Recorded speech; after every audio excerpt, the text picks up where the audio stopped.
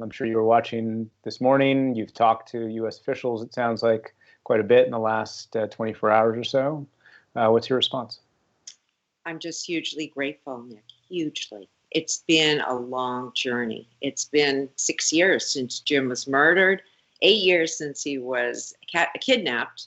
So I'm very, very grateful to the Department of Justice, FBI, Attorney General Barr, Robert O'Brien, Ambassador Carstens, as well as the UK Home Secretary and their Scotland Yard. I'm so grateful because I feel this is a very important step towards a bit of accountability. If there's no accountability, Nick, terror reigns. So I feel this is a hugely important first step. As you know better than us, there's been discussions between the U.S. and the U.K. Over some of the evidence that will be used in this trial. Do you think it's important that these men are tried in the U.S.? I do, Nick, because as a matter of fact, it was the UK's preference also, because much of the evidence the United Kingdom has is not admissible in their courts, whereas it is in the US. And actually, it's amazing. You know, these two men have been held now almost 20 months, as long as Jim was. But the difference is that they have been housed and fed, have legal counsel, and now we'll have a fair trial, in contrast to what our citizens went through when they were tortured, raped, starved, and killed without any voice. So I do think it's time that they be held accountable, brought to justice. I'm very grateful for everyone involved. The U.S., of course, agreed not to pursue the death penalty in this case in order for them to come. Is that okay with you? That was my wish. That was my hope a year ago. I was hoping that, because I knew that the death penalty had to be waived for the UK to be freed up to share all their evidence. And I think it's essential that we have all the evidence so that we can present the crimes that they've allegedly done. You said earlier that this is a good first step. What would you like to see next? I would hope that we're going to get information from these men, information about where the remains of our citizens are, as well as implication of others who may be hiding out in refugee camps in Europe, who knows where, who might be just looking for an opportunity to cause more terror on any innocent victims. So I'm hoping that this will open the doors for other countries and the UN to seek some bit of justice for all the suffering in the Middle East.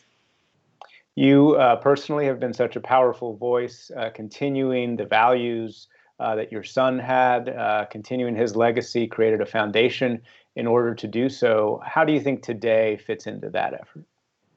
Well, part of what the Foley Foundation seeks to do is to seek accountability for crimes against our citizens. I think it's essential. It's the only way that criminals, people who hate us, will be deterred from inflicting their crimes on us. So we must hold them accountable. And I'm so grateful that our country has seen this as a priority. They were not able to save Jim's life, but God willing, they will begin to hold these men accountable and begin to find the others who should be implicated also, Nick. I'm so grateful. And how does that help Jim's legacy, do you think? Well, to me, part of Jim's legacy is having the moral courage to pursue the truth, pursue justice for all of us, you know, whether it's truth seekers in journalism like yourself, or whether it's truth seekers in the justice system, really trying to give these two men, they deserve a fair trial. You know, I think we should be aware of all the other things on their side. And so I think it's the best we can do here on earth as far as achieving justice is to be seekers of the truth and to have the moral courage to pursue that no matter how long it takes, and just have the perseverance to do that. I think is essential, Nick. And lastly, in the past, we've seen some resistance of some of these high-profile terrorism cases coming back to the U.S. You've been talking throughout the years to administration officials, but also people on Congress. Do you get the sense that there exists any of that resistance anymore that existed in the past? No, I have not felt it. And I think that is some bit of the moral courage that we're showing. I mean, we need to protect our citizens when they go out in the world to do their work, be they journalists, aid workers, educators, tourists. When our citizens are in the world, I think we need to have their back. And when we cannot bring them home, we should hold anyone accountable who seeks to kidnap or inflict punishment or murder them. I think it's essential, Nick. We must have the moral courage to do that as a country, as do other countries. And in the past, sometimes the individual citizen has not been as much of a priority. So I'm very hopeful, Nick, and I hope this will continue.